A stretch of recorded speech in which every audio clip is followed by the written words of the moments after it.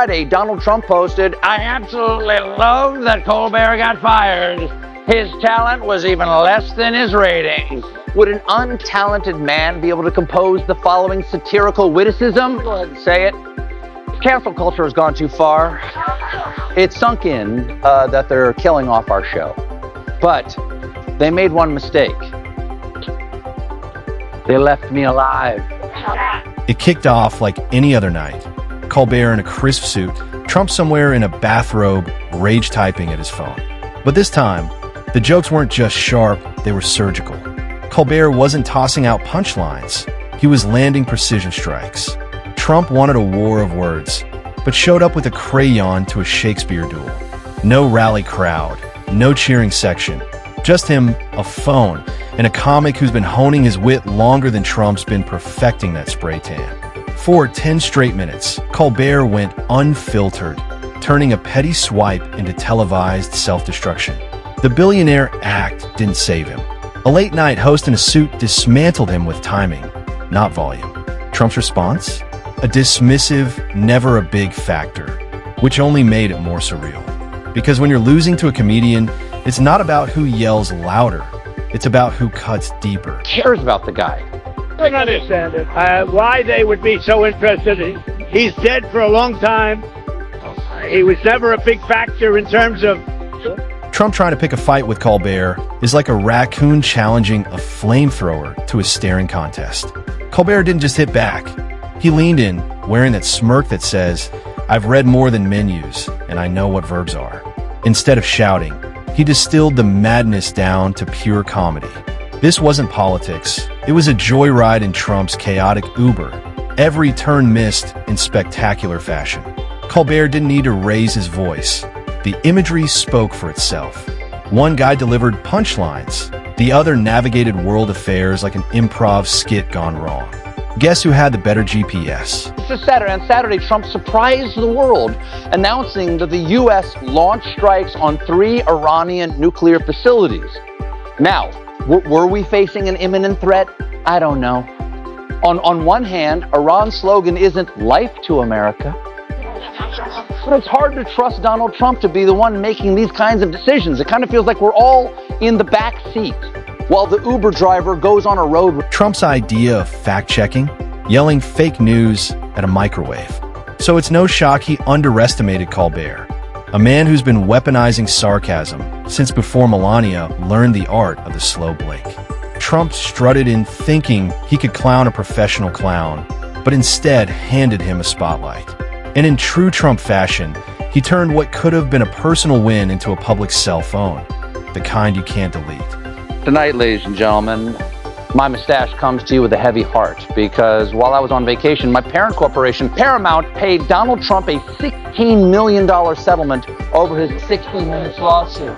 As someone who has always been a proud employee of this network, I'm offended. And I don't know if anything will ever Trump challenging Colbert is like a turkey signing up for a roast battle with Gordon Ramsay. One knows how to deliver the perfect burn. The other is stuffed with nonsense. Colbert didn't even have to exaggerate. He just let Trump's own footage play. The only thing Trump's been roasting lately? The foundations of American democracy, and maybe his hairline. All this heat may be affecting the president because, and I want to be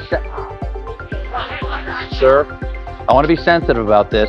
His skin seems to be falling off. Trump was speaking on the White House lawn earlier this week, and see if you can pinpoint the moment the cameraman got a little distracted. At the end of 50 days, if we don't have a deal, it's going to be too bad. Well, get more aggressive. Yeah, the tariffs are going to go on, and other sanctions go on. Holy Sephora sample counter!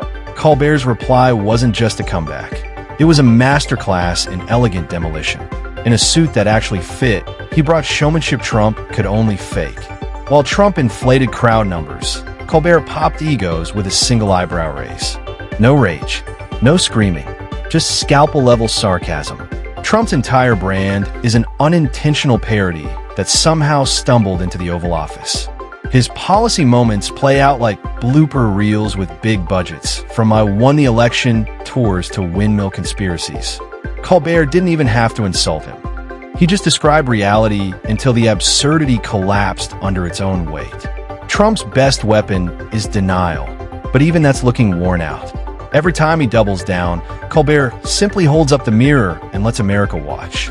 Certain showmanship, which is surprising because we heard it had tanks and stuff, but in reality, this is what you got. Of course, the White House claims that 250,000 people attended, so now apparently 250,000 people looks like this.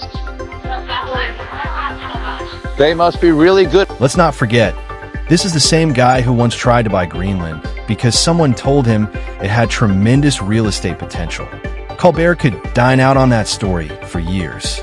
While Trump hurls paper towel tantrums at critics, Colbert slices through the nonsense with Broadway diva sass and surgeon precision.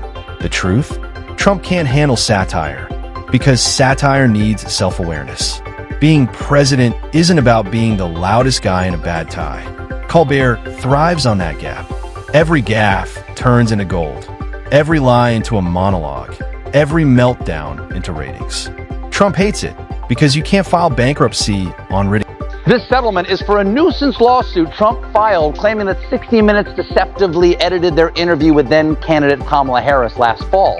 Paramount knows they could have easily fought it because, in their own words, the lawsuit was completely without merit.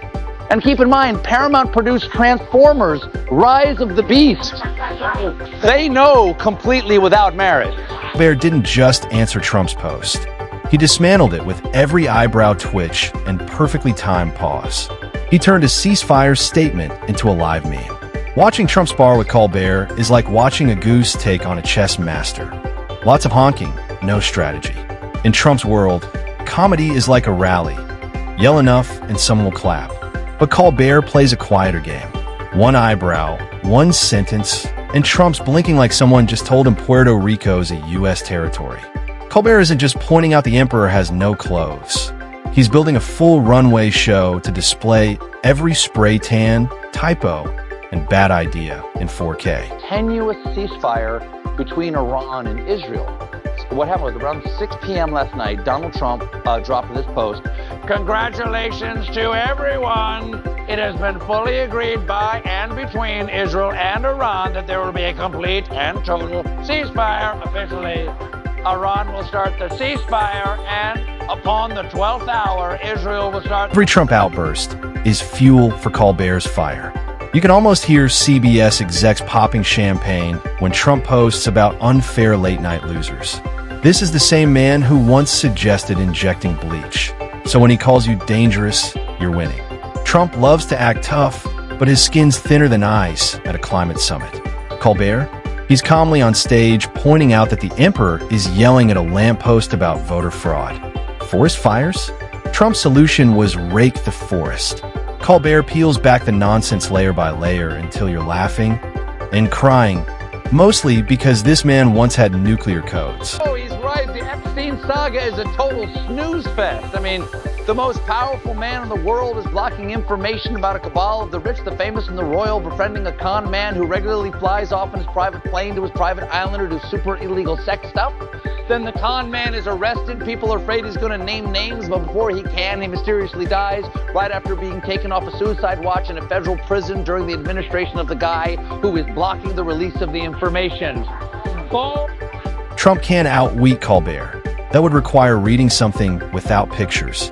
He can't even hide behind crowd-sized bragging anymore, because Colbert's punchlines are pulling more views than Trump's very legal and very cool pressers.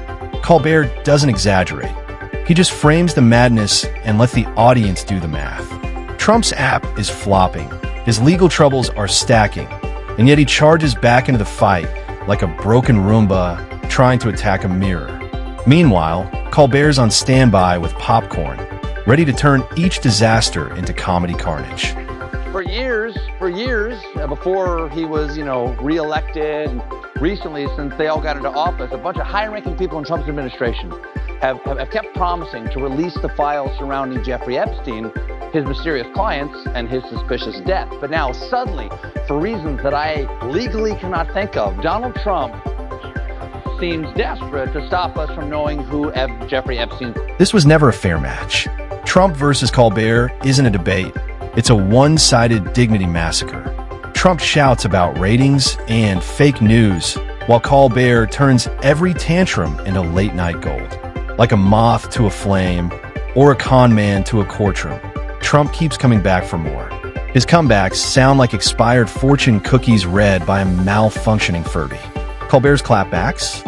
Shakespearean insults served on a roast beef sandwich. Delicious and devastating.